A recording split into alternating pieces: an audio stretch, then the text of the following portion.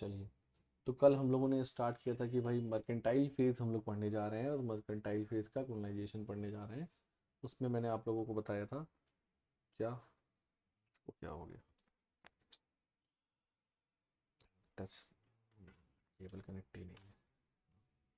तो कल मैंने आप लोगों को मर्केंटाइल फेज बताया था और मर्केंटाइल फेज में मैंने आपको बताया था कि उसमें हम लोग जो है उसमें पॉलिटिकल सिनेरियो को देखेंगे और मर्केंटाइल फेज या वाणिज्यवाद का जो उपनिवेशिक चरण है उसमें मेन चीज ये है कि मेन टेंडेंसी है कि कंपनी अपना पैसा बर्बाद नहीं करनी चाहती थी, लेकिन साथ ही साथ कंपनी इंडियन टेरिटरी में बहुत ज़्यादा इंटरेस्टेड थी।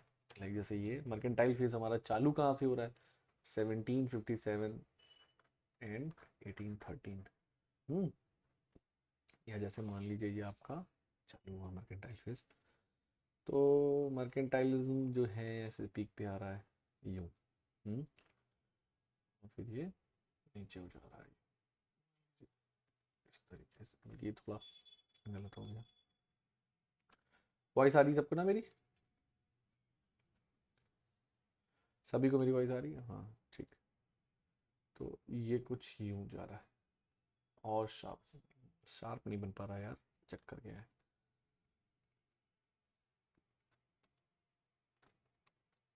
हम्म, क्या है ना, ऊपर देखो और नीचे हाथ चलाओ, ये होता है। तो वो होता है, स्मूथली बन नहीं पाता है। और जो आपका इंडस्ट्रियल फेज है वो मान के चलिए ये कुछ यूं नीचे देख के बनाओ तो स्क्रीन नहीं दिखेगी। तालमेल बनाना पड़ता है, नहीं पेंटेस्ट से अगर आप लोगों ने कभी देखा हो, इस्तेमाल किया हो तो कुछ यूं इंडस्ट्रियल फेज। ठीक, तो इसको आप मान के चलिए लगभग 1795 मान के चलिए, और इसको आप 1813 मानिए, है ना। तो यहाँ पे मर्केंटाइलिज्म जो है डाउन जा रहा है। तो इसका मतलब क्या है कि जहाँ पीछे से हमारे इंडस्ट्रियल फेज चालू हो रहा है, ये चीज़ दिख रही है आपको। इसका मतलब ये कि इंडस्ट्रियल फेज की जो नीड है वो हमको कुछ यहीं से दिखने लगेगी। मर्केंटाइल फेज में हमको क्या पता है, मर्केंटाइल फेज में हमको अच्छे से पता है कि ब्रिटिश अप्रोच ये है कि भाई पैसा बर्बाद ना हो, और इसके लिए वो जो लैंड रेवेन्यू सिस्टम है या जो आपका किसी भी तरीके का जो यहाँ पे आपका क्या कहते हैं एडमिनिस्ट्रेटिव सिस्टम है ना। मैंने आपको बताया था कि मुफ्ती मौलवी काजी पंडित इन्हीं सब का यूज़ करना, और लैंड रेवेन्यू कलेक्ट करने के लिए जो है सिर्फ और सिर्फ कलेक्टर की अपॉइंटमेंट करना, और लैंडलॉर्ड्स जो है, ये लैंडलॉर्ड्स जो है कलेक्टर को, आईसीएस ऑफिसर को जो है रेवेन्यू कलेक्ट करके दे देंगे। लैंडलॉर्ड किससे कलेक्ट करेगा किससे नहीं कलेक्ट करेगा, या जो भी जुडिशल रूल्स होंगे उनको जो है लैंडलॉर्ड्स को और आईसीएस को कौन बताएंगे, मुफ्ती मौलवी काजी क्रिमिनल्स के लिए, और सिविल के लिए जो है मुफ्ती मौलवी काजी मुस्लिम्स के लिए, और साथ ही साथ जो है नॉन मुस्लिम्स हैं उनके लिए कौन, ब्राह्मण्स या पंडित। ठीक, तो ये यहाँ पे पैसा बचा रहे हैं। और ओवरऑल अगर हम बात करेंगे 1757 से लेके और 19 और सॉरी 1757 से लेके और 1785 तक, बल्कि, है ना, ब्रिटिश कंपनी, अब देखिए यहाँ पे पैसा बचा रही तो क्या ब्रिटिश कंपनी वॉर करने में पैसा नहीं लगता है? वॉर करने में ब्रिटिश कंपनी का पैसा लगेगा? या कोई भी कंट्री अगर वॉर करती है, किसी दूसरी कंट्री से वॉर करती है, तो पैसा दोनों ही कंट्री का बर्बाद होता है। तो यहाँ पे जो आपका मर्केंटाइल फेज है, यहाँ पे ब्रिटिश की अप्रोच ये है कि पैसा बर्बाद ना हो, लेकिन यहाँ पे इसके बावजूद भी हम लोग जो है first Anglo Mysore war, first Anglo Maratha war, और second Anglo Mysore war, third Anglo Mysore war, fourth Anglo Mysore war, और सेकेंड एंग्लो मराठा वॉर, इतने वॉर देखेंगे। First Anglo Maratha war, first Anglo Mysore war, first Anglo Maratha war, second Anglo Mysore war, third Anglo Mysore war, fourth Anglo Mysore war, second Anglo Maratha war, इतने war हम लोग देखेंगे। तो आप कहेंगे कि सर आप तो बता रहे थे कि वॉर नहीं लड़ने चाहिए क्योंकि वॉर लड़ेंगे तो पैसा बर्बाद होगा। लेकिन एक चीज मैं आपको यहाँ पे दिखाऊं, जो 1795 से मैंने इसको स्टार्ट कर दिया है ऑल दो, लेकिन इसको आप बल्कि मान के चलिए कि कुछ कुछ ये यहाँ पे ऐसे ऐसे अपने सिम्टम्स दिखाने लगा था। ठीक है, दूसरी चीज ये है, बल्कि सिम्टम्स क्यों दिखाने लगा था, सिम्टम्स इसलिए दिखाने लगा था, अगर आप ध्यान से देखें तो ये जो आपका यूएसए है, इस यूएसए में 70-60s के आसपास से ही जो है ब्रिटिश के अगेंस्ट एक माहौल सा बनने लगा था। यूएसए जो है या नॉर्थ अमेरिकन कॉन्टिनेंट जो है उसकी, कनाडा के जो साउथ वाला एरिया है, वहाँ की जो 13 कॉलोनीज हैं, ये 13 अलग अलग कॉलोनीज, जिसको हम लोग कंपोजिटली यूएसए के नाम से जानेंगे फ्यूचर में 1780 के बाद से। तो ये 13 कॉलोनीज जो हैं वो यूके या ब्रिटेन से या इंग्लैंड से आज़ादी चाहती थी। तो ये यहाँ पे एक माहौल बन रहा था, और धीरे धीरे क्या होगा, जैसे जैसे 70 आया, माहौल और बढ़ गया, 70-80 आया, माहौल पीक पे चला गया। यहाँ पे फ्रेंच सपोर्ट हुआ, फ्रेंच आर्मी गई यहाँ पे लड़ने, ब्रिटिश आर्मी यहाँ अलग लड़ रही थी, युद्ध का माहौल बन रहा है।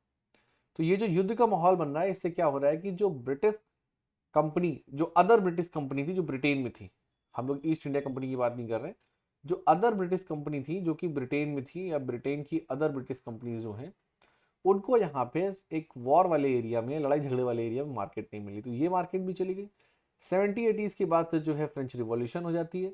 फ्रेंच रिवॉल्यूशन के कारण जो है नेपोलियन बोनापार्ट 1790 तक, 1799 तक पीक पे आ जाता है।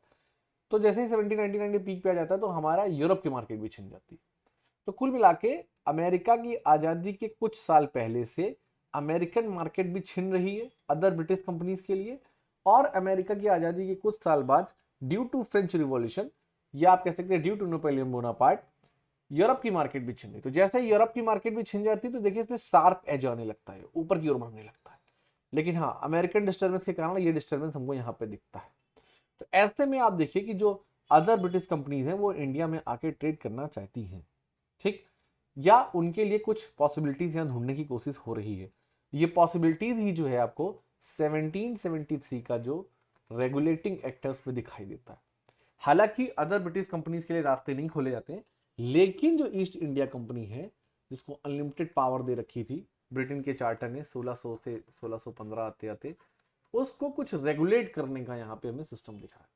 तो कुल मिला के जो ब्रिटेन में सुगबुगाहट है उसकी हलचल भी हमें यहाँ पे इंडिया में दिख रही है। इसलिए मैंने इंडस्ट्रियल रिवॉल्यूशन जो है 1795 से, आप कह सकते हैं कि इसका इंपैक्ट इंडिया में जो दिखने लगा वो तेजी से दिखने लगा। लेकिन ऐसा नहीं कि इसके पहले इंडस्ट्रियल रिवॉल्यूशन ब्रिटेन में नहीं चल रही थी। ये बात थी कि उसका प्रोडक्ट जो है वो यूएसए और यूरोप में ज़्यादा जा रहा था। अब वो प्रोडक्ट जो है 1790s के बाद से जो है वो प्रोडक्ट पूरी तरीके से इंडिया में आने लगेगा, तो ये यहाँ पे इसीलिए शार्प एच पकड़ लेता है। तो आई होप आप सबको ये मैथमेटिकली समझ में आ रहा होगा, या आप कह सकते हैं थोड़ा साइंटिफिक अप्रोच के साथ ये चीज़ें क्लियर हो रही होंगी। समझ में आ रहा है सबको? सभी बच्चों को ये चीज़ क्लियर हो रही है ना? तो यहाँ पे मैंने आपको ये बताया कि first Anglo Maratha war, second Anglo Maratha war, ठीक है, first Anglo Mysore war, second Anglo Mysore war, third Anglo Mysore war, fourth Anglo Mysore war. तो ये क्यों हो रहे हैं, ठीक? तो अगर आप ये चारों तरीके के जो वॉर देखेंगे, चाहे फर्स्ट एंग्लो मराठा वॉर देखें, चाहे फर्स्ट एंग्लो मैसूर वॉर देखें, चाहे आप फर्स्ट एंग्लो मराठा वॉर देखें, चाहे आप सेकेंड एंग्लो मैसूर वॉर देखें, चाहे आप थर्ड एंग्लो मैसूर वॉर देखें, ठीक, सेकेंड एंग्लो मराठा वॉर में आपको बंगाल के गवर्नर जनरल का इंटरफेरेंस दिखेगा। 1773 का रेगुलेटिंग एक्ट कहता है कि बंगाल के सुपरविजन में, और 1784 का पिट्स इंडिया भी यही कहता है, और बल्कि 1793 तक भी ये पूरा उसको रिपीटेड वे में डाला जाता है, चालू यहीं से हो जाता है कि बंगाल के सुपरविजन में बॉम्बे और मद्रास होंगे ही होंगे, ठीक है, ये चीजें आपको क्लियर हो रही है।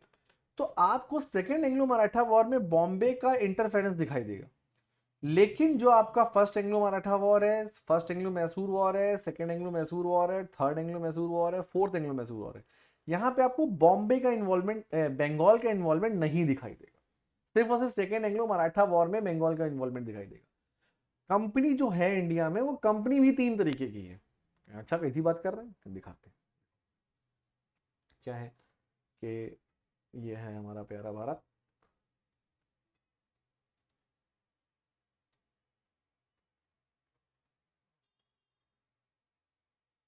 थोड़ा जल्दी से बना दे रहा हूँ। प्यारा भारत ऐसा नहीं है, प्यारा भारत बहुत खूबसूरत सा है, इस तरीके से, ठीक। तो आपने देखा कि यहाँ पे क्या है, बॉम्बे प्रेसिडेंसी है, यहाँ पे मद्रास प्रेसिडेंसी है, ठीक है। हालांकि ब्रिटिश ने ये पूरा कर्नाटक जीत के, उड़ीसा महाराज देके पूरा बंगाल से जीत लिया, लेकिन इसको प्रेसिडेंसीज में डिवाइड कर रखा। तो ये पूरा का पूरा जो है मद्रास प्रेसिडेंसी के पास है, ये पूरा का पूरा जो है बॉम्बे प्रेसिडेंसी के पास है, ये बंगाल प्रेसिडेंसी। तो बात क्या है कि जो कर्नाटिक वॉर जो हुआ फर्स्ट, सेकेंड एंड थर्ड, इसमें क्या हुआ कि जो मद्रास के ब्रिटिशर्स थे या ब्रिटिश ईस्ट इंडिया कंपनी के लोग थे, उनकी कॉम्पिटेंसी प्रूव हो गई कि हाँ भाई इनके अंदर कैपेबिलिटी है। आप देखिए battle of Plassey, battle of Buxar and treaty of Allahabad, इसने तो पूरा का पूरा ब्रिटेन के बराबर का एरिया ही दे दिया। तो बंगाल के ब्रिटिशर्स की भी जो है एक तरीके से जो क्या कहते हैं कि कॉम्पिटेंसी प्रूव हो गई। बॉम्बे के ब्रिटिशर्स कुछ करना चाहते थे, वो भी दिखाना चाहते थे क्या है, क्योंकि ये सबके सब क्या ईस्ट इंडिया कंपनी के एम्प्लॉय है। इसीलिए मैंने कल आपको बताया था कि इकोनॉमिक एक्सप्लॉइटेशन जो है, इकोनॉमिक रिलेशन जो है, वो तो कोलोनाइजेशन का कारण है, लेकिन आप गुटबंदी को जो तीसरा रीजन मैंने, दूसरा रीजन मैंने बताया था आपको आइडियोलॉजी, तीसरा रीजन क्या बताया था जिसको हम लोग न्यू कैम्ब्रिज अप्रोच से बोल सकते हैं कि गुटबंदी, इंडियंस के बीच का रिलेशन, कंपनी के ऑफिसर्स के बीच का रिलेशन, ठीक, कंपनी और ब्रिटिश पार्लियामेंट का बीच का रिलेशन, ये भी एक फैक्टर है। तो इन फैक्टर्स को हम निगलेक्ट नहीं कर सकते हैं, लेकिन ये सभी के सभी फैक्टर जो हैं इंस्पायर्ड किससे, इकोनॉमिक रिलेशन से या आर्थिक संबंध से या इकोनॉमिक एक्सप्लॉइटेशन से। तो वो जो थॉट कल मैंने आपको बताया था वो यहाँ पे हमको दिख रहा है कैसे। देखिए बॉम्बे वाले अपनी सुप्रीमेसी दिखा रहे हैं और मद्रास वाले अपनी सुप्रीमेसी दिखा रहे हैं, ठीक, और बेचारे बंगाल वाले अपनी दिखा रहे हैं, मद्रास वाले अपनी दिखा रहे हैं, बॉम्बे वाले कहा है हम तो कुछ कर ही नहीं पा, अच्छा हम भी करेंगे, क्या करेंगे, तो कुछ करेंगे, क्या कुछ करेंगे। तो 1761 में जो है आपका क्या हुआ, 1761 में बैटल ऑफ पानीपत थर्ड हुआ, और बैटल ऑफ पानीपत थर्ड के बाद जो है आपने देखा कि मराठे कमजोर हो गए, पेशवा बालाजी बाजीराव की डेथ हो गई। तो ये यहाँ पे मराठों से उलझना चाहते थे, इसलिए फर्स्ट एंग्लो मराठा वॉर 1785 में हो जाता है, और ये अपने आप को प्रूव करना चाहते थे, ठीक। इसमें मराठी ब्रिटिशर्स भी हारते भी हैं, ठीक। दूसरा अगर आप ये देखें कि मद्रास वालों की बात करते हैं तो मद्रास वाले भी क्या कर रहे थे कि अपना पॉलिटिकल एक्सपेंशन करना चाहते थे, और ये सब किसके सामने प्रूव करना चाहते हैं, कंपनी के बोर्ड ऑफ डायरेक्टर के सामने, जिसकी संख्या 1773 में इंक्रीज नहीं होती, डिक्रीज हो जाती है, 24 से घट के 18 हो जाती है। याद आया आपको? अगर आप लोगों ने 1773 का चार्टर रिवीजन किया हो तो जरूर याद आएगा, ठीक। तो बोर्ड ऑफ डायरेक्टर्स के सामने, कंपनी के स्टॉक होल्डर्स के सामने अपने आप को प्रूव करना चाहते हैं, क्योंकि जो ज्यादा प्रूव कर लेगा वो पावर ले लेगा इंडिया की। बॉम्बे उतना प्रूव नहीं कर पाया, मद्रास भी उतना प्रूव नहीं कर पाया, बंगाल अपने आप को लगातार प्रूव करता चला गया। तो आप देखिए कि 1773 के एक्ट में क्या हो जाएगा, बॉम्बे और मद्रास सुपरविजन में आ जाएंगे, किसके, बंगाल के सुपरविजन में आ जाएंगे। तो ये रीजन है कि हमें इस मर्केंटाइल फेज के पॉलिटिकल सिनेरियो में तीन वॉर दिख रहे हैं, वो तीन वॉर बंगाल सेंट्रिक अप्रोच के कारण नहीं दिख रहे। बंगाल सेंट्रिक अप्रोच क्या है, परमानेंट सेटलमेंट लागू करना, यहाँ पे जो है इन्वेस्टमेंट कम करना, यहाँ से रेवेन्यू कलेक्ट करना, और इस रेवेन्यू के दम पे पूरे इंडिया भर से प्रोडक्ट परचेज करके या कैसे भी तरीके के प्रोडक्ट लेके उसको जाके यूरोप में बेचना, दैट इज मर्केंटाइल फेज। लेकिन मर्केंटाइल फेज में भी क्या है कि हमको दो तीन वॉर, दो तरीके के वॉर दिख रहे हैं, मराठा वॉर दिख रहा है, और ये मद्रास वाले जो हैं मैसूर से बढ़ गए तो मद्रास मैसूर वॉर भी दिख रहा है। मैंने आपको बताया कि सिर्फ और सिर्फ जो है हमको एक वॉर दिखता है जिसको हम लोग सेकेंड एंग्लो मराठा वॉर बोलते हैं, जो कि 1800 ऑनवर्ड्स चालू होता है, लगभग 1805 तक आके खत्म होता है, वो बंगाल के कारण दिख रहा होता है। उसका भी रीजन यही है, फर्स्ट एंग्लो मराठा वॉर, क्योंकि फर्स्ट एंग्लो मराठा वॉर में ब्रिटिश उलझ जाते हैं बिना पूछे, बंगाल की परमिशन लिए बिना उलझ जाते हैं, ऐसे में वारेन हेस्टिंग्स को यहाँ पे सपोर्ट करना पड़ता है। और दूसरी चीज ये है कि यहाँ पे भी देखिए मैसूर में, फर्स्ट एंग्लो मैसूर में ब्रिटिश हारते हैं, सेकंड एंग्लो मैसूर में ब्रिटिश हारते तो नहीं है, पर सेकंड एंग्लो मैसूर में क्या होता है कि ब्रिटिश ना जीतते ना हारते, एक लगभग ट्रीटी सी होती है, तो टीपू सुल्तान वगैरह भी इनके लिए एक चैलेंज बना होता है, ठीक है। और मतलब कुल मिला कि वही टाइम है ना कि यहाँ पे लगभग टीपू सुल्तान 1780 1700 समथिंग के आसपास यहाँ पे इनको मजबूर कर दे रहा है, ठीक। दूसरा अगर यहाँ पे देख रहे हैं 1785 में फर्स्ट एंग्लो मराठा वॉर में भी ब्रिटिश हार रहे हैं, उधर हम 1780 में देख रहे हैं तो कौन, यूएसए हार रहा है। तो ऐसे में ब्रिटिश सुप्रीमेसी थोड़ा सा डाउन हो रही है, हिपोक्रेसी ब्रिटिश की कम हो रही है, तो ब्रिटिश क्या चाहते हैं, वो हिपोक्रेसी, वो सुप्रीमेसी डोमिनेट करे, मेंटेन रहे। ऐसे में जो है 1805 एंड ऑनवर्ड्स, 1805 एंड ऑनवर्ड्स जो है बंगाल में, बंगाल वाले ब्रिटिशर्स भी सेकेंड एंग्लो मराठा वॉर में कूदते हैं, और बंगाल वाले ब्रिटिशर्स भी थर्ड एंग्लो मैसूर वॉर में कूदते हैं, even fourth Anglo Mysore war में टीपू को खत्म ही कर देते हैं, ठीक है। ये चीज समझ में आई आपको, जैसे उन्होंने बैटल ऑफ स्वाली में पोर्चुगीज को खत्म करके अपनी पावर दिखाई थी, उसी तरीके टीपू सुल्तान को सेकेंड एंग्लो मैसूर वॉर में, थर्ड एंग्लो मैसूर वॉर और फोर्थ एंग्लो मैसूर वॉर में टीपू सुल्तान को खत्म करके या एकदम बिल्कुल थर्ड में डेड करके एक तरीके से एम्पावर्ड टीपू सुल्तान नहीं बचे थे, फोर्थ में हार जाते हैं और सेकंड एंग्लो मराठा वॉर में जो है मराठे भी हार जाते हैं। तो ये अपनी एक सुप्रीमेसी यहाँ से दोबारा प्रूव करते हैं। तो क्या ये आपको समझ में आया पूरा का पूरा सीन? सभी बच्चों को यहां तक क्लियर हो रहा है? किसी को कोई डाउट तो नहीं है ना? तो इसलिए मर्केंटाइल फेज में हमको कुछ वॉर दिख रहे हैं और वॉर में पैसा बर्बाद होता है। तो कुल मिला के क्या है, मर्केंटाइल फेज में आप यही कहेंगे कि असल में इंडिया को कौन सा ब्रिटिश लीड कर रहा है? इंडिया को बंगाल का ब्रिटिश लीड करता है। लगातार आप देखेंगे कि बंगाल से कैपिटल ट्रांसफर होती है 1870 1857 के आसपास, टेम्परेरी कैपिटल ट्रांसफर होता है इलाहाबाद में। उसके बाद जो है 1910 के आसपास कैपिटल ट्रांसफर होता है दिल्ली में। ठीक है, तो बंगाल का जो ब्रिटिश है वो लीड कर रहे हैं। बॉम्बे और मद्रास का ब्रिटिश जो है वो स्टार्ट में अपनी सुप्रीमेसी दिखाने की कोशिश करता है, लेकिन आप समझिए कि 17th सेंचुरी के लास्ट डिकेड्स तक आते आते वो डाउन पड़ जाता है और बंगाल की सुप्रीमेसी को वो एक्सेप्ट कर लेता है। इंटरनल क्लैशेस जो होते हैं वो खत्म हो जाते हैं। और ऐसा नहीं कि आपस में बंगाल को कमजोर दिखाना है, खुद को बहुत ज्यादा सुपीरियर दिखाना, नहीं। बंगाल के कंपेयर एक हेल्दी कंपटीशन है, वो हेल्दी कंपटीशन भी खत्म हो जाता है, बंगाल ही कैप्टन रहेगा। मतलब धोनी के सामने सब बेकार, सिर्फ धोनी ही धोनी है। क्लियर है चीज आपको? तो अगर आपसे पूछा जाए अप्रोच क्या है, तो ओवरऑल अप्रोच जो है वो यहाँ पे जो आपके क्या कहते हैं, जो ब्रिटिशर्स हैं उनकी अप्रोच यही कि हमारा पैसा कम बर्बाद हो, ताकि उस मर्केंटाइल फेज से होने वाली मैक्सिमम अर्निंग का इंडिया के ट्रेड पे हम इन्वेस्ट करें और इंडियन प्रोडक्ट को परचेज करके जाके उसको यूरोप में बेचें। लेकिन क्या होता है कि ब्रिटिश जो है वो रीजनल ब्रिटिशर्स के चक्कर में उलझ जाते हैं। यही जो मैंने कल आपको बताया था, विचारधारा वाला प्रभाव, उसके साथ साथ गुटबंदी वाला जो प्रभाव बताया था। तो वो कहते हैं देखिए सही बात यह कि बॉम्बे ब्रिटिश ने बंगाल जीता, ये तो हमने मान लिया एक बार के लिए, लेकिन मद्रास में और ये बॉम्बे में जो है वो असल में, हाँ, ईस्ट इंडिया कंपनी ने कोई ऑर्डर नहीं दिया था, बोर्ड ऑफ डायरेक्टर ने कोई ऑर्डर नहीं दिया था, ब्रिटिश पार्लियामेंट ने कोई ऑर्डर नहीं दिया था। ये सारा का सारा रीजनल लेवल खुद ही कूद गए, खुद ही इंपीरियलिज्म करते चले गए। अरे कैसे भी करते चले गए, मोटिव तो अल्टीमेटली इकोनॉमिक एक्सप्लॉइटेशन ही था। बात समझ नहीं आ रही है आप लोगों को? तो कल वाला कॉन्सेप्ट और अच्छे से क्लियर हुआ होगा आपको, मुझे लगता है। सभी बच्चों को यहां तक समझ में आया? ठीक, चलिए आगे बढ़ते हैं। तो ओवरऑल मैंने आपको ये चीज समझा दी। अब हम क्या देखेंगे कि भाई जो हमारा ये पूरा का पूरा सीन है पॉलिटिकल सिनेरियो, तो हम पहले ये याद कर लें कि इस टाइम पीरियड में कितने गवर्नर जनरल थे, उनको थोड़ा सा देख लेते हैं।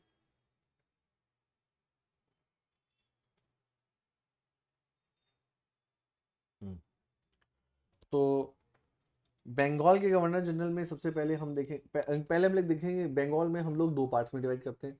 और ये 1773, तो बिफोर 1773 एंड आफ्टर 1773। बिफोर 1773 जो है वो हमारे पास क्या है, गवर्नर्स ऑफ बंगाल है, गवर्नर है। और आफ्टर 1773 क्या है, गवर्नर जनरल है। ठीक। और 1835 के बाद जो है ये गवर्नर जनरल ऑफ इंडिया हो जाएगा। अभी ये क्या है, गवर्नर जनरल ऑफ बंगाल, और ये क्या है, गवर्नर ऑफ बंगाल। ठीक।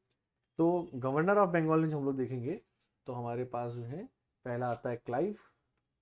क्लाइव का टाइम पीरियड हम लोग 1757 वाले को नहीं कंसीडर करेंगे, इलाहाबाद की ट्रीटी के बाद से ही हम लोग देख रहे हैं, इसलिए 1765 से लेके 1767 तक क्लाइव रहता है। फिर मैंने आपको बताया वेरिल्स्ट।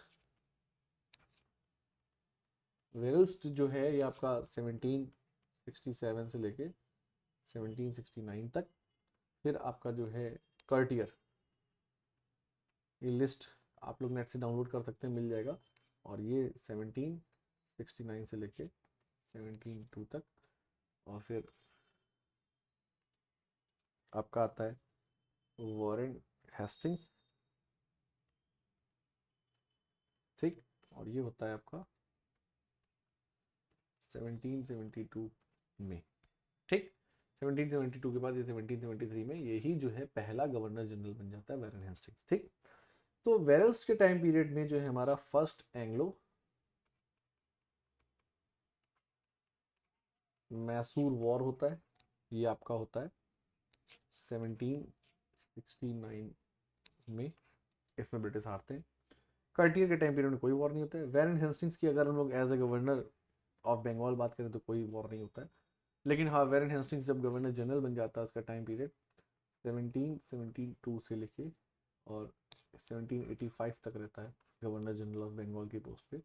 तब यहाँ पे जरूर फर्स्ट एंग्लो मराठा और सेकंड एंग्लो मैसूर, ठीक, ये आपका चलता है 1775 से लेके 82 तक, और ये आपका चलता है 1780 से लेके 84 तक। यहां तक सबको क्लियर हो गया? ठीक है।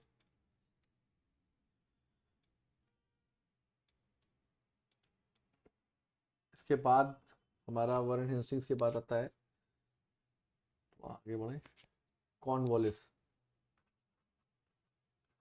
कॉर्नवालिस कॉर्नवालिस की अगर हम लोग बात करते हैं तो ये आपका चलता है 1786 से लेके 93 तक।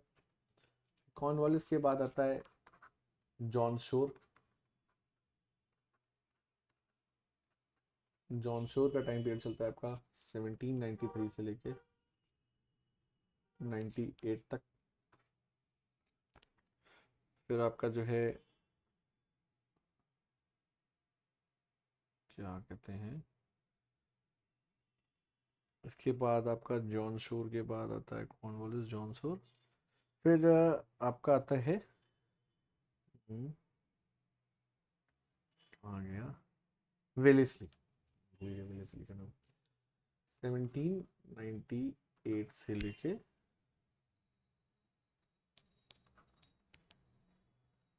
और ये चलता है आपका 1805 तक, ठीक। वेलेस्ली के पहले जो है, वेलेस्ली के बाद क्योंकि हमारा जो है 1813 तक का है तो उसको चलो बाद में देखते हैं। पहले भी हम कॉर्नवालिस, कॉर्नवालिस हो गया। कॉर्नवालिस के टाइम पीरियड में एक और होता है थर्ड एंग्लो मैसूर वॉर। इसमें टीपू सुल्तान बुरी तरीके से हारता है पहली बार, ठीक। इसके पहले तो ना हारा ना जीता। फिर जॉन शोर के टाइम पीरियड में कोई वॉर और नहीं होता है, ठीक है। वेलेस्ली के टाइम पीरियड में जो है आपका टाइम पीरियड, वेलेस्ली के टाइम पीरियड में आपका फोर्थ एंग्लो मैसूर वॉर, ये आपका होता है 1799। इसमें टीपू सुल्तान की डेथ हो जाती है। और वेलेस्ली के टाइम पीरियड में ही जो है आपका 1803 से लेके 1805 तक, ठीक, ये आपका सेकेंड एंग्लो मराठा वॉर होता है, ठीक। और यहीं पे जो है सब्सिडरी अलायंस हो जाती है, ठीक। फिर इसके बाद आपका आता है 1798 के बाद आपका आता है कुछ समय के लिए अर्ल ऑफ मिंटो। 1805 से 1807 तक जो है गवर्नर जनरल नहीं होता है, कार्यवाहक गवर्नर जनरल होता है, ठीक है। और इसका नाम है अर्ल ऑफ मिंटो। इसी को मिंटो फर्स्ट, मिंटो सेकंड भी, मिंटो सेकंड आपको 1905 में मिलेगा। मैंने आपको चार्टर्स की सीरीज में बताया था 1905 से लेके 1910 तक मिलेगा मिंटो सेकंड।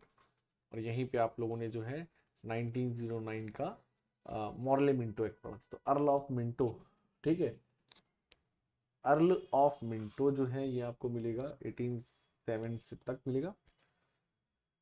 फिर मिंटो के बाद जो है आपको कहाँ गया, मिंटो के बाद जो है आपको हेस्टिंग्स मिल जाएगा। वो वॉरेन हेस्टिंग्स अलग है, हेस्टिंग्स अलग है, ठीक। यहाँ तक क्लियर? तो इसमें भी कोई वॉर और नहीं, ठीक। सभी को समझ में आ गया कि किसके टाइम पीरियड में क्या हुआ। तो अब देखिए यहाँ पे हम वेल्स्ट में देख रहे हैं, कार्टियर देख रहे हैं और वॉरेन हेस्टिंग्स। वॉरेन हेस्टिंग्स में हम लोग 1773 का रेगुलेटिंग एक्ट भी देखेंगे। मतलब यहाँ भी हम पॉलिटिकल सिनेरियो में नहीं देखेंगे, इकोनॉमिकल सिनेरियो में कॉर्नवालिस में हम लोग परमानेंट सेटलमेंट भी देखेंगे। वो यहाँ भी मैंने नहीं एक्सप्लेन किया क्योंकि उसका एक अलग चार्ट बनेगा, वो आगे बनेगा। तो अब हम लोग एंटर करते हैं कहाँ पे, कि देखिए क्लाइव को तो आप लोग अच्छे से पढ़ चुके हैं, ठीक। वेरल्स्ट के टाइम पीरियड में हम लोगों ने फर्स्ट एंग्लो मैसूर वॉर पढ़ना है तो हम लोग मैसूर को पढ़ेंगे, ठीक है। फर्स्ट एंग्लो मैसूर वॉर को पढ़ेंगे।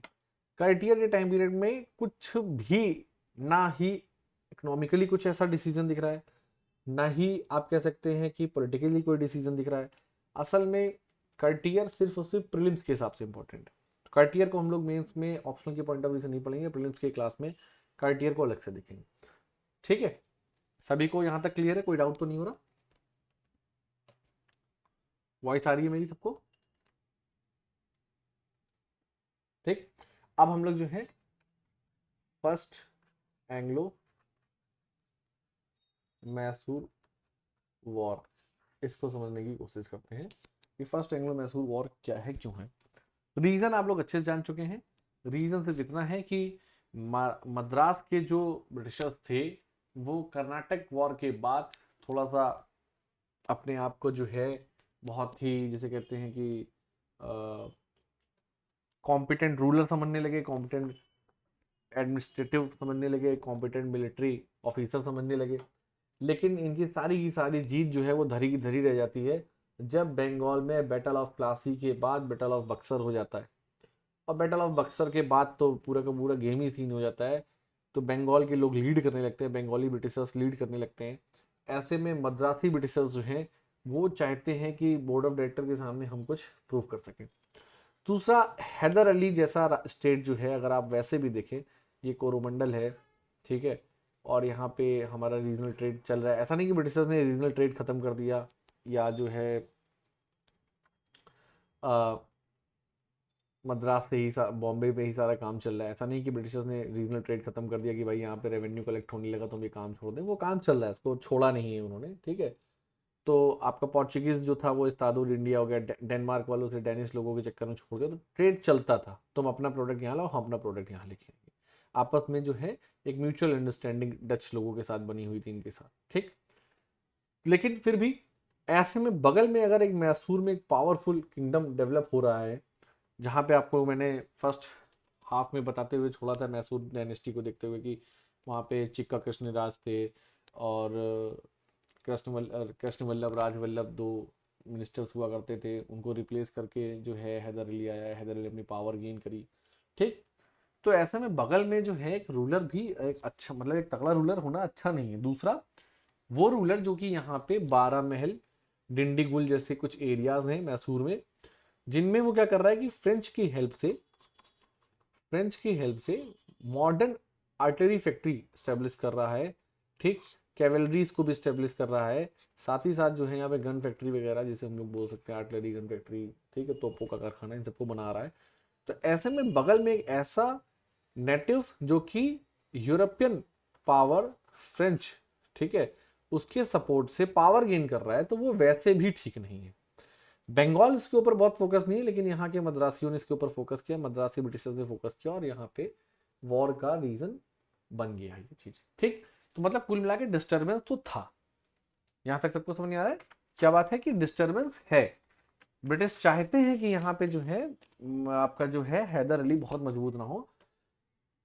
दूसरी चीज क्या है कि अगर आप देखें कि ये वेस्टर्न घाट, तो ईस्टर्न घाट तो इनके पास है, वेस्टर्न घाट के ऊपर डोमिनेट वो कर रहा है। तो अब देखिए कि सीधी सी बात है कि यहाँ पे जो पोर्चुगीज का ये एरिया खत्म हो गया था, मैंने आपको बताया था ओरमुज वगैरह पे कब्जा कर लिया था, ठीक है। तो ये जो ओरमुज वगैरह पे कब्जा कर रखा था, तो यहाँ से लेके यहाँ तक का जो अरेबिक सी है उस पर डोमिनेट भी कर रहा है ब्रिटिश। तो डोमिनेट जब कर रहा है तो फिर ये छोटा सा जो वेस्टर्न घाट है वो भी हमारे कब्जे में क्यों ना आ जाए। ये भी इसको लगातार अट्रैक्ट कर रहा है, मालाबार वगैरह भी अट्रैक्ट कर रहा है। तो हैदर अली यहाँ पे उसको पसंद नहीं आ रहा है। यहाँ तक चीजें सबको समझ में आ रही, ठीक। तो तीन चीजें हैं ब्रिटिश की यहाँ पे उलझने की। पहली बात, इसका एक जियो इकोनॉमिक्स में या जियो पॉलिटिकल सिनेरियो में देखें तो इस एरिया की एक अपनी अलग इंपॉर्टेंस बनती चली आ रही थी। दूसरा, नेबरिंग एरिया में जो है बहुत ही अच्छा मजबूत मैसूर ऐसा राज्य नहीं होना चाहिए। तीसरा, ये मैसूर क्या कर रहा है, ये जो है फ्रेंच से अपने रिलेशन बना। तो तीन रीजन आपको समझ में आ गया कि ब्रिटिश यहाँ पे किस रीजन से उलझे, ठीक। यहाँ तक सबको समझ में आ गया। और आपको भी मैं अच्छे से बताऊं, हम लोग देख रहे हैं फर्स्ट एंग्लो मैसूर वॉर जो कि हमारा चल रहा है 1767 से लेके 1769 तक, ठीक।